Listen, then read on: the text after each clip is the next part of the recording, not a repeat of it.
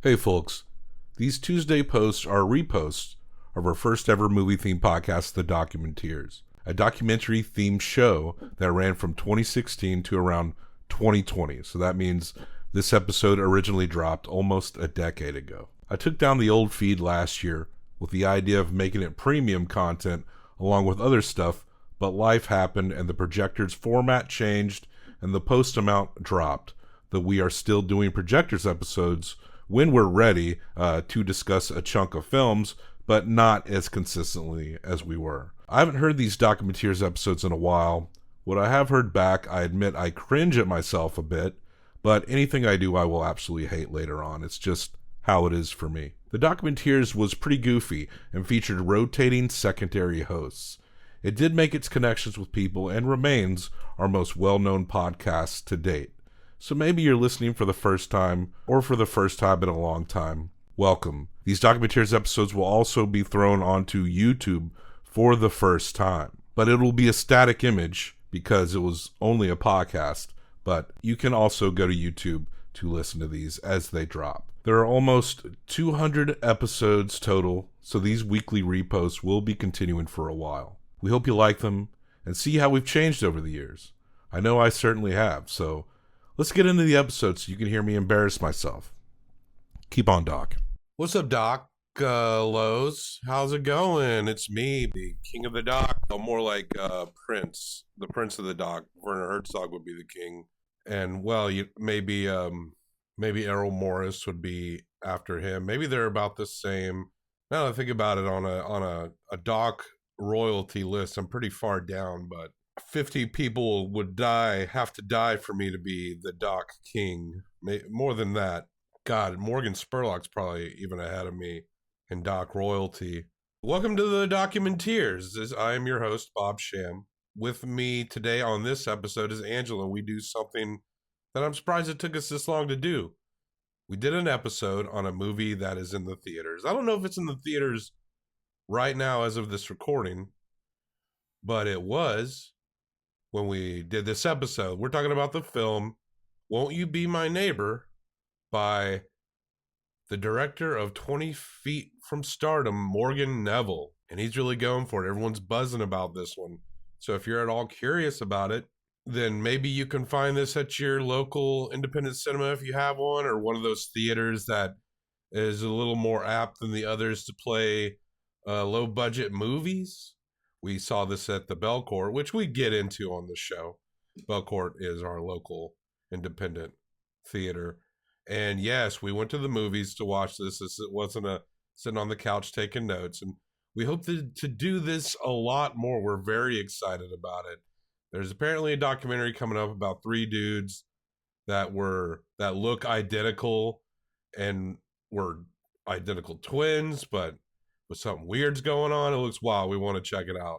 And sorry I don't have the title of that on hand. Yeah, really pushing it here. Documentary. Oh, quick Bobby's Boners. Angela made this correction to me personally. It's a correction of a correction. I confused that song that was in the Shy Boys episode.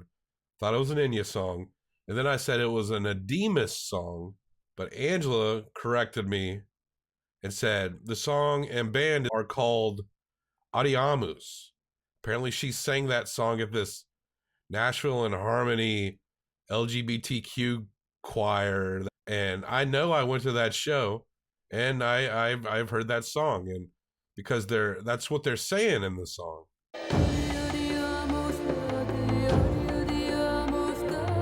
I don't dismiss any genre of music. I think there's something great somewhere in every genre. But the 90s new age stuff, that's not my forte, far from it. Anyway, follow us on places like Twitter. We got a Facebook page and Instagram, which will give you some insights into what's coming around the corner. If you hear the show and you enjoy the show, and we enjoy you when you enjoy us, show us a little love. Costs you no money. All you got to do is go onto iTunes or Apple Podcasts. They really want us to say Apple Podcasts. And what you do is you give us 5 stars and you leave a brief review, a little review. It could say anything, really. Let us know what's on your mind. I don't think they'll let you post really erotic shit or things that are full of the F-bomb. I think they get a little uptight about that stuff. So that's why I can't name a podcast Fuckhole Fun Fuck. They're just not down. But yeah, give us 5 stars and a review. And if you have not done that yet, we'd really appreciate it. And that's a great way to help us. It helps the internet get the word out. We're going with algorithms here that we didn't create, but we're kind of stuck having to use them. But that's fine so long as you get out there, you leave us a review and give us 5 stars. Do that on iTunes, and you can do it anywhere. A lot of podcasts are run through iTunes, so that'd be a big help. But man, this is taking a long time. Let's go to this movie, one that's been getting a lot of buzz that people are really liking. So if you're interested, go see it, because obviously this is a spoilery show. But on to the film, Won't You Be My Neighbor, by Morgan Neville. Keep on docking, neighbor. Now, here is a motion picture film. 1,000 feet, 16,000 separate photographs. Let's tidy up this tangle of film by putting it on a reel.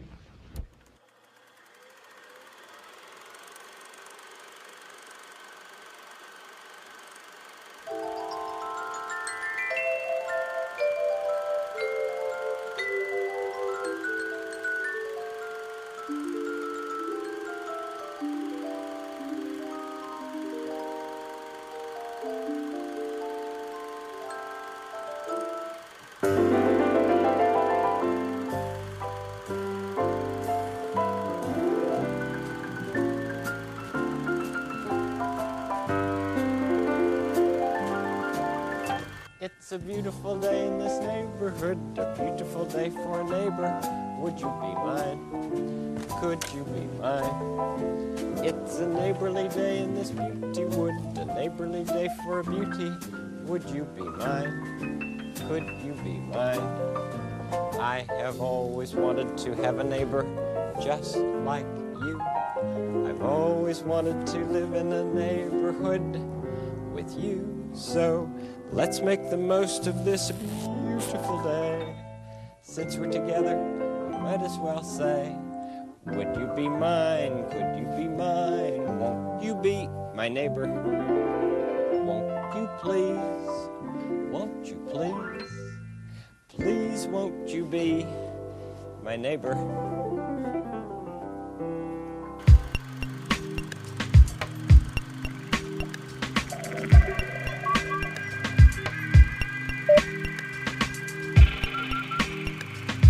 Oh, that's the, I'm so excited, I'm so excited, I'm so scared. Caffeine pills. You were addicted to caffeine pills, you junkie. I had a caffeine pill experience in college where I went on like a week of not sleeping and hallucinating, and I took an entire test that when I got it back was literally just scribbles. First, you started snorting Flintstone vitamins, and then you moved on to caffeine pills. I think it actually started with whatever that pseudoephedrine or something, like whatever has ephedrine in it that when you don't need it, you get like hyped up. I stayed up all night doing laundry, and then I couldn't sleep because I had to go to school, and then came the caffeine pills. The caffeine pills, the coffee pills. The point is, you know what rock bottom looks like. I'm making fun of you, but one of my worst experiences was on any of the drugs I've tried was when I did take a lot of these upper caffeine pills. They will fuck with your sense of perception. It was not good. I was falling asleep sitting up, but then when I tried to sleep, I couldn't. Angela, how you doing? I'm doing good. Shit. Are you excited to talk about this movie that we're going to talk about? Yes, I'm so excited. I loved this movie. I loved this man. Calm down. It's too early. I'm not crying yet. No promises. No promises. For this episode, we did something a little different. Usually we're sitting on the couch and we're taking copious amounts of notes. Where we get real educational with it. And then we get on the mics and make it dumb it way down, but make it more presentable to hear. Sure, but we do take like 6-8 pages worth of really scribbledy notes. And then we say things like and apparently. I say apparently a lot. I like to say at this point we need to talk about. You remember that, that viral video of the little redheaded kid that says apparently? Apparently. Because apparently. I like that when he was talking about apparently something to do with his grandpa and scratch offs. Apparently, Grandpa just gives me a remote after we watch the Powerball. It might be the folksiest shit I've ever seen. It was great. But I'm like the grown up apparently kid. Oh. Apparently. Apparently. I say kinda too much. It really bothers me when I'm editing myself. I'll probably be saying it a lot. But we have an evolving setup here. Did I say it? Yeah, immediately. We have an evolving setup here, so hopefully the studio looks more like we're on the radio. It feels more like the most like we've been on the radio this whole time right now. So hopefully that'll help us to up our game and really save my edit fingers Yes. in the future. I would like to save your edit fingers so you can do housework. I thought you were going to say something perfect. I was gonna, and then I changed it to housework. I mean, listen, there's a lot of tasks that go into having a happy marriage. Hey, that's the housework too. Fingers that's are the important. housework too. But no, we went to the theater. We went to our local independent theater and we saw a movie. A movie that a lot of people are talking about. This movie is, at least in the documentary world, is considered a hit. Definitely. It's been out for weeks, and our theater was full when we saw it on a Monday night. Yeah. I think they're filling it up constantly still. I mean, there's only one place in town it's playing, and we live in Nashville, so it's a pretty big city. Come in and leave so quickly, especially like those independent films, and it is sitting for a while. It's stuck around longer than a lot of indie docs would. Hopefully you're fortunate enough to live in a town, or fortunate enough to live fairly close to a town that has an independent theater. Yes. And we like ours. Ours is the Belcourt. It was a very pleasant experience watching this movie with an audience. It was really nice. It was really nice being in the theater, allowing ourselves to be immersed in the story, because that is one thing when we're taking notes. Sometimes I'm not always looking at the screen. I try to stay really in it, but when you're doing multiple things at a time, it can be difficult. And this was just really cool to just sit back and take it in. Yeah, because we're not going to sit there and take notes in the dark. Fuck that. That's not what the theater experience is all about. So we're going to be a little looser here. We may leave a lot of things out or be very random and haphazard or out of order when we think of things. We'll also be coming at this from an emotional place. Yeah. And this movie strikes that. There's something about this movie, the message of it. I remember at one point it seemed almost old-fashioned, the message in this movie. And now it seems, what's the word I'm looking for?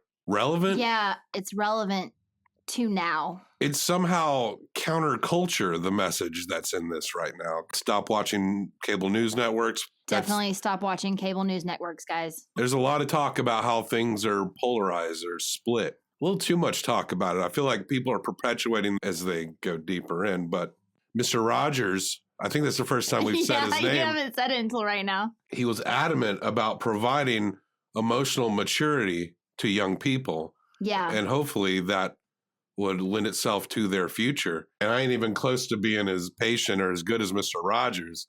But I can't help but wonder if he did have an effect on me, because when I was very young, because Mr. Rogers, for very small children, I did have a ritual of getting up, eating my cereal or a Pop-Tart, and watching Mr. Rogers' Neighborhood. Should we say the name of the documentary? No, at this point, should we say the name of the documentary? Let's never say the name of the documentary. But no, it's, go ahead. What is the documentary? It's Won't You Be My Neighbor? By Morgan Neville. Morgan Neville. Thank you, Morgan Neville. He directed 20 Feet from Stardom, which won the 2014 Best Documentary feature by the Academy. I need to see that one. That's a hole in my documentary viewing. I'd be shocked if Morgan Neville doesn't get nominated again for this one. Yeah, spoiler alert for how we feel about this, but I would say he definitely should win all of the Oscars for this documentary. Just give him a pile of Oscars. Give him Best Supporting Female actor. Is there all of it. there's like a Pulitzer Prize for film, right? Not that this would be that, but I was just trying to think of like, I really because don't. like I think the musical Rent won a Pulitzer Prize, so like there's got to be something for like documentary filmmaking that's like a big deal. They should win all the awards, is what I'm saying. I knew Alice. Morgan Neville won the Academy Award, but I didn't know that until I looked up his name. I really don't keep track of awards of any type. If I want to watch a circle jerk, it's not an award show that I'm going to watch. It's porn. Porn? Yeah, I'll probably. Well, would I watch a circle jerk? No, I guess I wouldn't. that would classify as gay porn. Ladies can jerk it in a circle if they want to. That's called a daisy. No, the Yeah. daisy chain is like When you're 69 in a circle. well, it's hard to be exactly 69 in a daisy chain. It takes some work and some planning.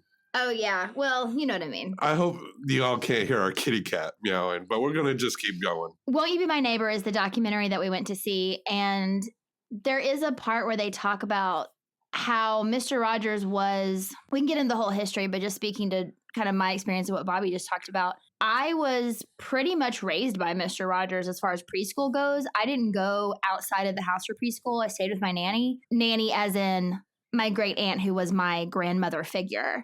I called her nanny. And so I didn't have a nanny. I'm not like rich. So I stayed with her while she worked. And because she was working and I was in the other room, I would sit and watch TV all day. And I would watch Mr. Rogers and Sesame Street and Jelly Bean Junction and all of these shows. I'd basically just watch PBS all day long. And by the time everything came on again in the evening, because that's how it used to go, it'd be morning and afternoon. The same episode would show twice in the same day. And by the time I saw it in the afternoon, I knew all the songs and I was like performing things for her because I loved it so much. You know, I was obsessed. And there were definite clips from Mr. Rogers shows that they had in this documentary that I specifically remember. Like when he talks about death when the fish dies in the fish tank. And he explains that, like, the fish is no longer there, but that's okay because we loved the fish and the fish is gone, and he buries the fish. And, like, that was really impactful on me when I was a kid. I had a lot of fish. I also, though, went to a lot of funerals. And though I was, like, a kid, for some reason, I just had a lot of older relatives dying. And I was a kid running around a funeral home, but people still didn't want to talk about death with a kid. But Mr. Rogers would. Because like you said, there's like an emotional maturity that he encouraged and wanted to cultivate in tiny people. A lot of people don't think that young children have such strong emotions and feelings and ideas and thoughts in their little heads, but they do. Yeah. It seemed like Mr. Rogers was probably picking up a lot of slack. I don't recall any conversations about death growing up. It just seemed like it just happened. And it was like, this, or maybe to be fair, they couldn't quite explain it that well. I think that's it. You don't know what to say and you don't know exactly what the kid's understanding. And you sometimes, I think, don't want to tell them more than they're ready to hear. But I think Mr. Rogers' whole thing is that they're ready for a lot more than you think they are. The first funeral I remember going to, I tried to wake up the body. Oh, Bobby. And yeah, little anecdote. And I got yelled at pretty bad. You got yelled at? Yeah, because I'm trying to wake the dead. Hey, mister, get up. Anyway, got a little morbid. Yeah, just a bit, but that's okay. But they went into a lot of stuff about Mr. Rogers that I had no idea. I knew that he was a minister. Well, let's dispel some of the myths out there. Okay. All right. He wasn't a sniper in Vietnam. No. And he didn't have the most kills in his unit. He actually didn't serve in the army at all. No. He only had 2 testicles, not 5. What? That's not a thing. And his penis was not rope-like. I'm Listen, sure that's I've not already true. said this in like the warm-up section of this podcast. You're not allowed to talk about Mr. Rogers' penis at all, other than to say that no, he's not gay. No, he's not. He had a lovely wife. He had 2 sons. Yeah, he had 2 kids, so he's come twice. Well, I can't. Okay, and that like having a wife and having kids does not mean you're not gay, but he actually addressed that on an interview at one point because someone straight out asked him, "Is this really you? Like, are you straight?" And he didn't just mean straight as in sexually. I think he meant like, are you legit? Like, are you really who you say you are? But also, are you really heterosexual? Like he kind of just laid it out. I can't remember who that interviewer was, but yeah, this is how I am. This is who I am. What other myths do you want to dispel? Is that good? Let's see. He was born with wings and they had to be surgically removed. Not true. He's bald. Not true. Helped invent hip hop in the Bronx. Oh, come on. That's not true. Okay, enough with dispelling of myths. Let's talk about how he got started. Back in the origins of TV, the way back.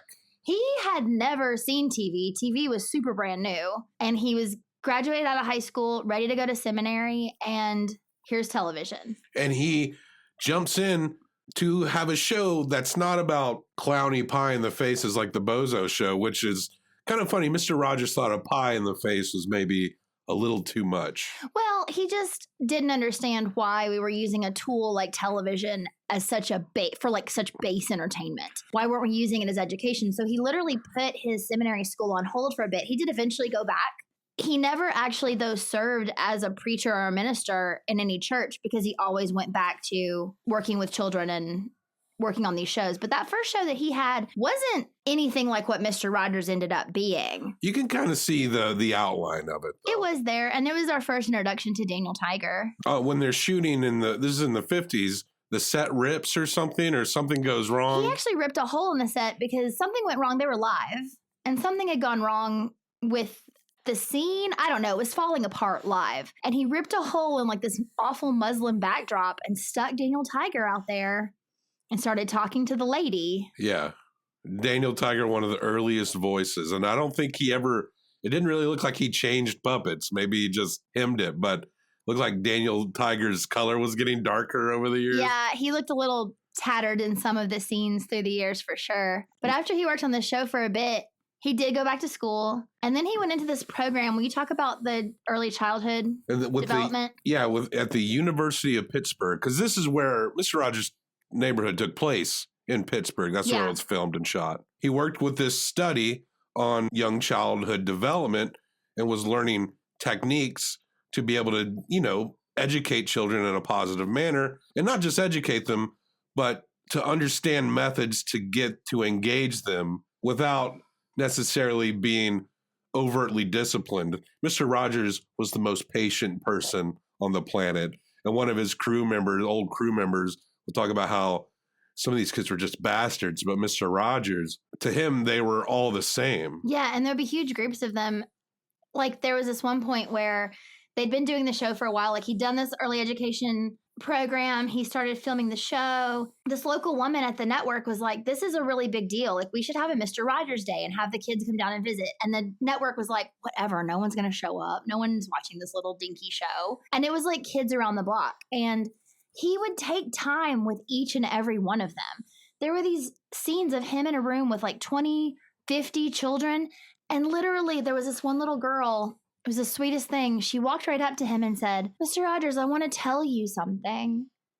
And he just said, what would you like to tell me? And she just looked at him and just said, I like you. He would be in front of crowds of kids, like small crowds of kids, and they're each going in and out. They're not standing in line. They're all just kind of talking at him. Yeah, but he was appreciative. Like to that little girl, he actually was like, thank you for telling me that. Like he gave each of them their moment. Like they were as special as they were. They really were. So that is the beginning of what we would come to know as Mr. Rogers' Neighborhood, which would be put on public television, which was started by Lyndon Baines Johnson. And in the first week, what is the subject that they have to deal with? In the first week of the show, they were dealing with war. And he very much approached it with these kids. You may have heard about this. What does this mean? People are scared. You may be uncertain about things, and that's okay. Very early on, trying to address fears. I don't even know if the cat can come through. I don't know if you guys are hearing this cat meowing, but she liked the part where they talked about the cat that says meow, meow, meow. That was in the first week they're talking about war. Yeah. We talked about these puppets. They're just like little hand puppets. These are not super detailed. What kind of puppet characters are on this show? So there's Daniel Tiger. I love you too. There's, what's the king's name? King Friday the 13th.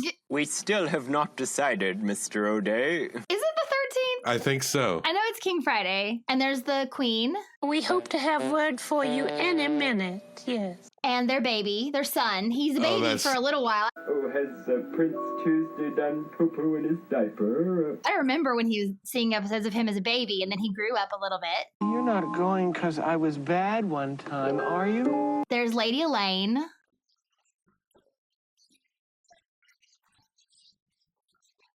She's the witchy one, right? Yeah, there's this part where they talk about, I believe it was one of his sons who was talking about who these puppets were based on and how Daniel Tiger is Mr. Rogers' sort of child self. The king is sort of his structural self, because he's a showrunner, basically. He's doing everything for this show. So he kind of has to assert some level of order to make this show follow through on his vision. And then the queen is obviously his wife. Lady Elaine is, he never admitted, but based on his sister-in-law, Elaine. And then it cuts to Elaine, and she just starts laughing, and she's like, she started out as sort of a witch, and she's just cackling. Like, she thinks it's funny that he named this character after her. And there was Henrietta Pussycat.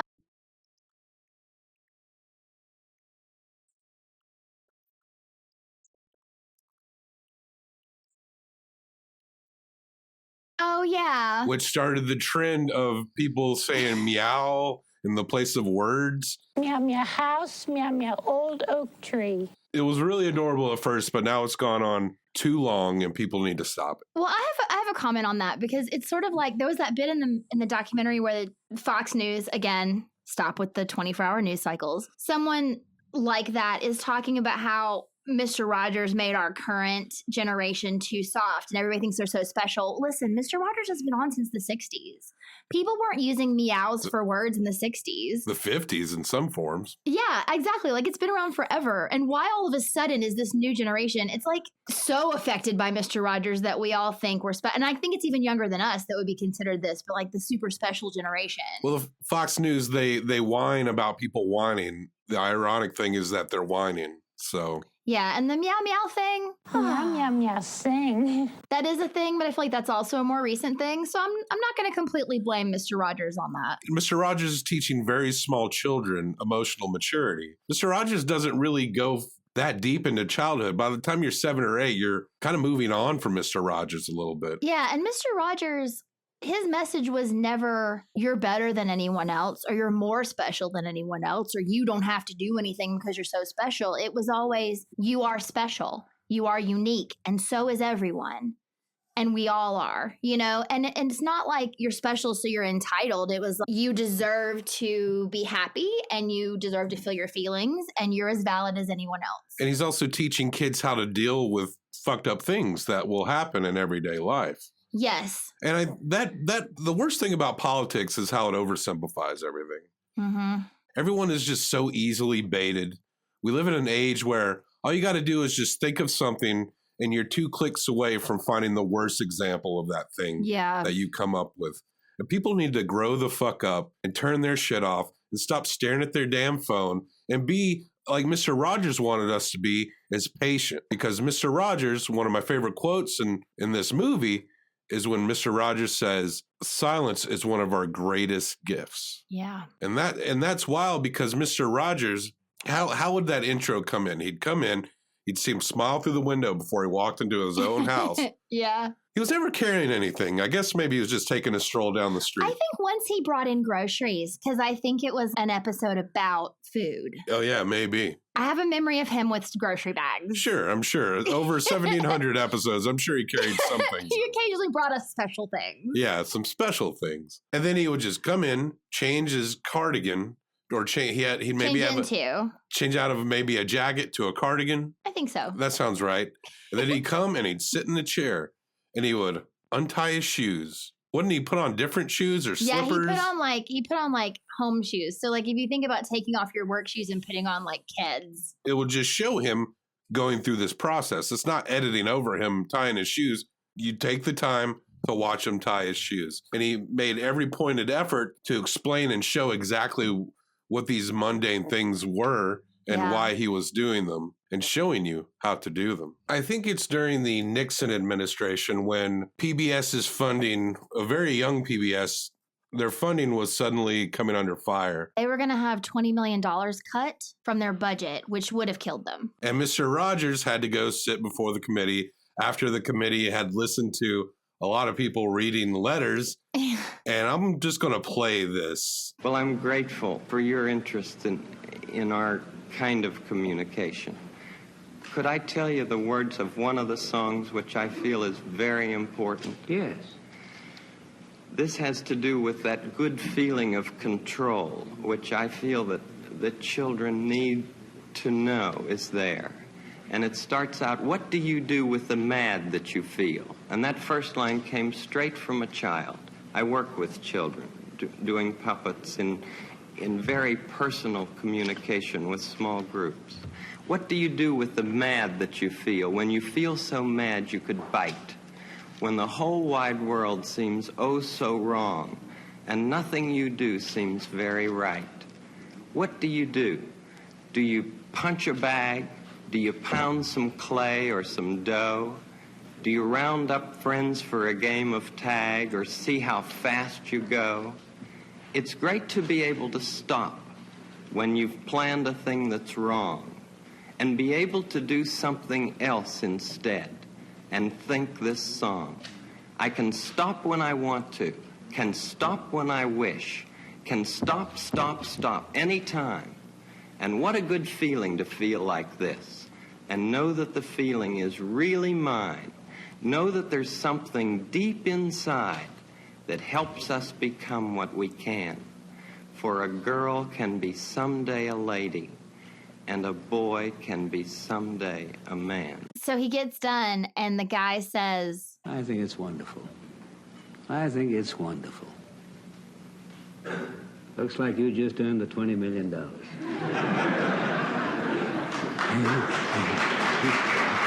Because how do you argue with that? It's legitimately inspiring. And inspiration is not something I'm often into, a lot of forced inspiration. But I think that's what's really good about this movie is that it just naturally fits to feel inspired with this movie. It's not forced. I also felt weirdly inspired during Iron Maiden Flight 666, which is a 10 out of 10 Herzog movie. Yeah. Will this one be one? We'll find out. I mean, come on. It just is naturally inspiring in everything that he does and everything that he represents. There are also actors on this show, too. Yeah. We mentioned Lady Aberlin, that's played by Betty Aberlin. David Newell plays Mr. McFeely, the mailman. Yeah. Joe Negri plays Handyman Negri.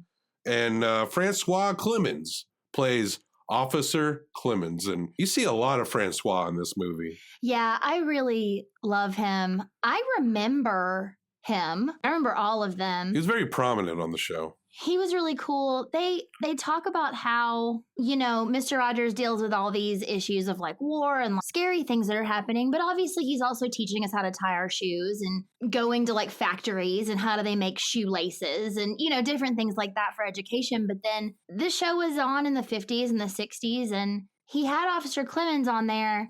And Francois talks about how it was such a big deal to him because in his life, cops were not necessarily to be trusted. But here he is, a Black man playing a police officer on this show for children. And at the time, that's an amazing statement to make. I'm not only going to make sure there's a Black person on my show, but I'm going to put them in an authority figure and they are a safe person who you can trust. And you get some of Mr. Rogers' ministry background when he washes Francois's feet. Yeah. In a baby pool. Gosh, I think this is in the late 60s. Apparently some stuff was going on in the news around the time as well, where people were fighting segregated. They wanted to keep pools segregated and things like that. They didn't want Black people and white people getting in swimming pools together. And so Mr. Rogers was like, well, I only have a tiny swimming pool. Yeah. We're going to get in it.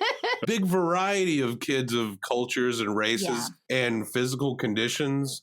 I admit, I cried a lot during this movie.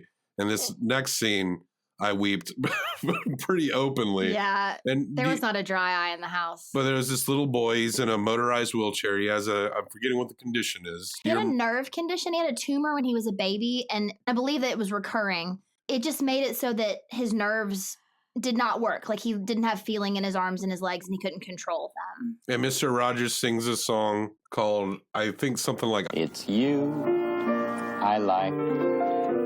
It's not the things you wear. It's not the way you do your hair. But it's you I like. The way you are right now. And the young boy in the chair starts singing, The way down deep inside you. Not the things that hide you. Not your fancy chair. That's just beside you. But it's you I like. Every part of you. and the waterworks start pouring in the theater. It's you. It's you. I like. And it is you I like, Jeff. Thanks. Going back to Officer Clemens, he was a very prominent figure on the show, and he did represent a black man in power. And for a lot of reasons, Mr. Rogers actually had a very multiracial audience. But Francois is gay, but he was not open with that. And in the he kinda, 60s, in yeah. the 60s, yeah, he kind of kept it to himself. You know, he in an interview talked about, you know, it's hard enough to be a gay man. It's hard to be a black man. It's really hard to be a gay black man. That's still an issue now. You know, that's still hard in certain circles and families. But he went to a club downtown and someone saw him, and word got back to Mr. Rogers that Francois was at a gay club. And apparently Mr. Rogers approached him and asked him if he was there, and he was like, yes, I was. And he basically said to Francois that he couldn't do that. I don't know that he said don't be gay, but he basically said, you know, we're at a place right now where we can't afford to lose. Obviously, this is Francois telling the story. I don't know what Mr. Rogers actually said to him. I don't know how he really felt about him at that moment or what was happening at that moment, but he basically said, for the good of the show, you can't be gay. And Francois, he really didn't he understood the weight that he was carrying. Sure. And on top of him being gay, he knew he was gay, but it was maybe a more dangerous time to be so open in a lot of places. Yeah. Especially in parts of town. There's a lot of parts of town where you could not be that open. Francois definitely instinctively understood the nature of him being a black man on television, playing a positive role model in a position of power that he traditionally distrusts. And he knows the perceptions of people, what that would be if they found out that he was gay. Right. And he tried really hard to not appear gay. He actually got married to a woman. And there's an episode of Mr. Rogers, they showed a couple clips where Mr. Rogers goes to meet Mrs. Clemens. And obviously that marriage did not last, but he was married to a woman for a couple of years. He tells a story about years after that where Mr. Rogers is singing the end song, you know, and he says, you know, he talks his little affirmation sort of that he did at the end of every episode, talking about how you're perfect just the way you are and you're special and I love you for who you are. And I guess he was looking directly at Francois when he said this. And after they concluded, Francois went up to him and he said, "Are you talking to me?" And Mr. Rogers was like, "I've been talking to you for years. You just weren't hearing me." And Francois said he burst into tears and Mr. Rogers hugged him. And from that day on, Mr. Rogers was a father to him. He completely accepted him 100%. And that was the kind of relationship that Francois had never had in his life before. So that was enormously huge. And Francois he's now making up for his closeted years by looking and dressing fabulous. He is so fabulous. He's fucking fab now. And can't no one stop him. He's just living his truth. He is true as hell out there in the world. I did love they actually reprise the foot washing scene years later, and they showed when they're both much older. And Francois is a little tubby at this moment, right? He's skinny now, but in this clip, he was a little bit of a chubby police officer man, but he was still wearing his turquoise rings. I did notice that. But Mr. Rogers washed his feet again in the later years of the show. And we do hear a little bit from his kids. One kid said it wasn't easy growing up with second Christ as your dad. Yeah. But they seem very appreciative and well together kids, you know. I'm sure I maybe would have liked to known a little more about the dynamic between him and his kids. Yeah. Because Mr. Rogers was very devoted to his study and his work. Yeah. And I'm sure, you know, I mean, when you're a parent there all the time, it can't always be rosy. It'd be interesting, but the kids didn't appear to have any bad thing to say about him.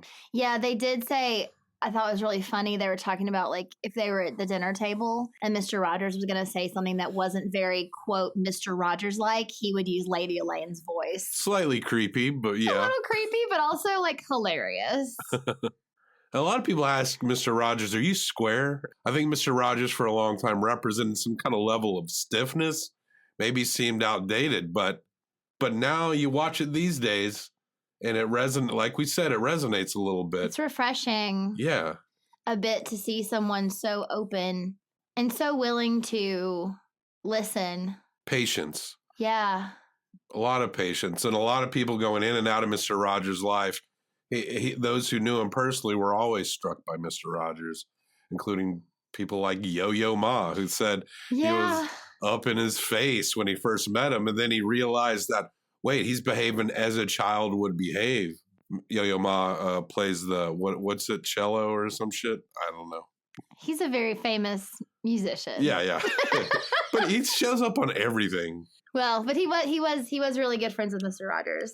Mr. Rogers also was obsessed with the number 143. Yeah. Which was really cool. He apparently made sure he weighed 143 pounds throughout his adult life, which is wild. But you think about 143 is like a numerical meaning for I love you, because I, that's one letter, love, that's 4 letters, and you. That's 3 letters. Yeah. 143. So that was a big recurring theme on his show. Yeah, 143. Over 1,700 episodes in the can. Mr. Rogers would eventually go off the air in 2001, but they would bring him back, especially after September 11th.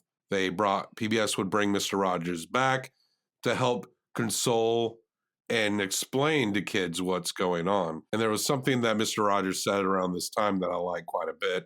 And he says, when you see bad things happening, look for the people who are helping. There are always people who are helping. Yeah. Not verbatim. And Mr. Rogers apparently also didn't like going to the doctor. And he had some stomach issues. The film doesn't go into extreme detail of what that issue is, but Mr. Rogers would pass away in 2003. Yeah. And gosh, I miss him right now, just talking about him. He's someone that I maybe took for granted for most of my life.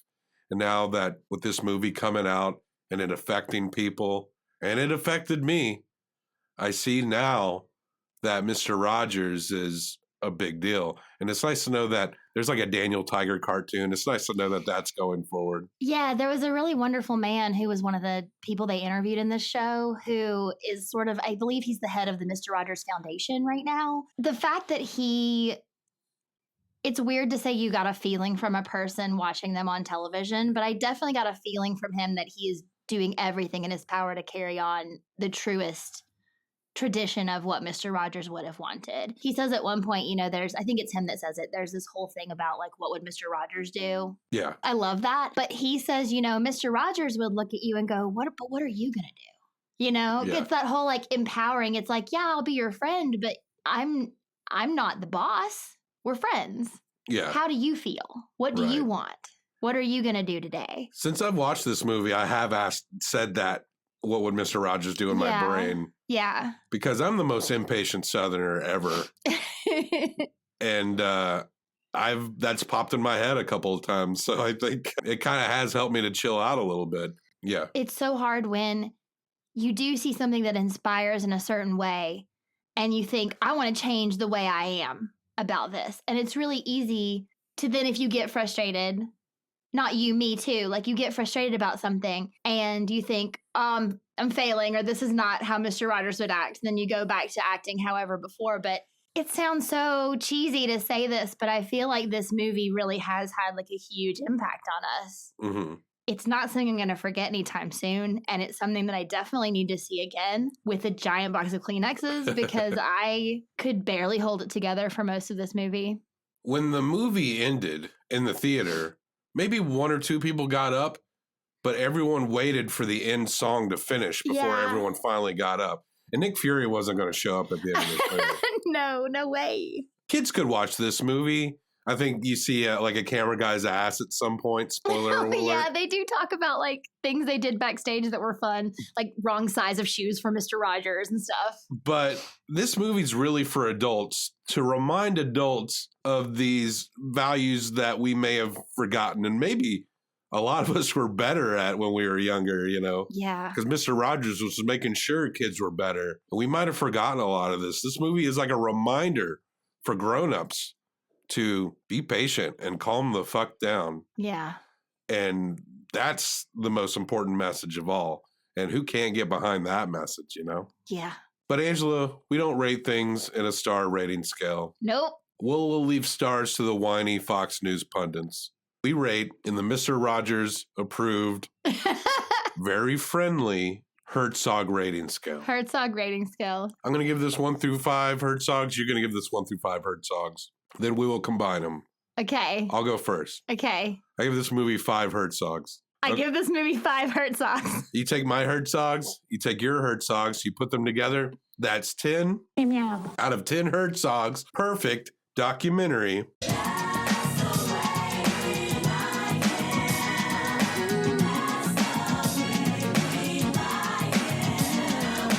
Yes.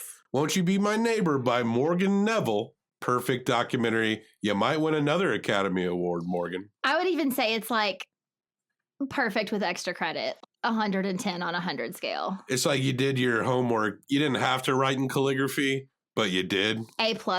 And it's very impressive. You like gave the teacher an apple when you turned in your essay. And all the other students hate you. Like, God, Morgan. You're such a suck up. How do you rate Good People? Stuart and I rated them with Donny Osmonds, but I think we're going to officially change it to Mr. Rogers. Oh, yeah.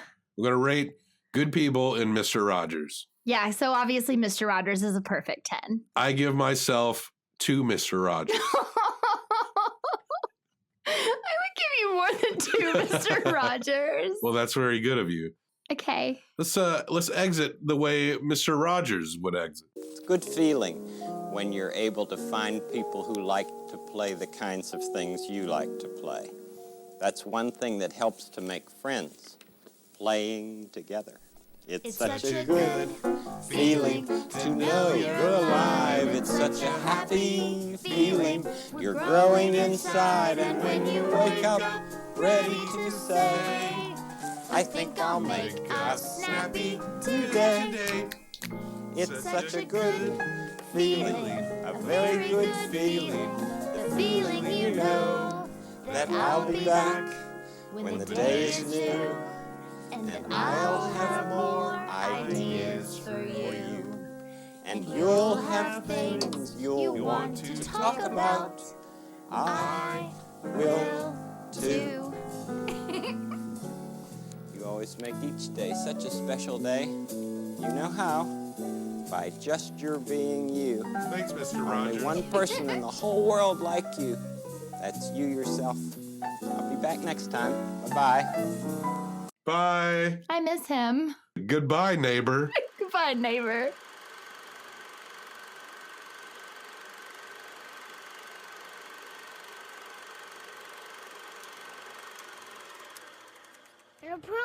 I love you too. Meow. We still have not decided, Mr. O'Day. We hope to have word for you any minute, yes. Because of brownie. Not going because I was bad one time, are you? Meow.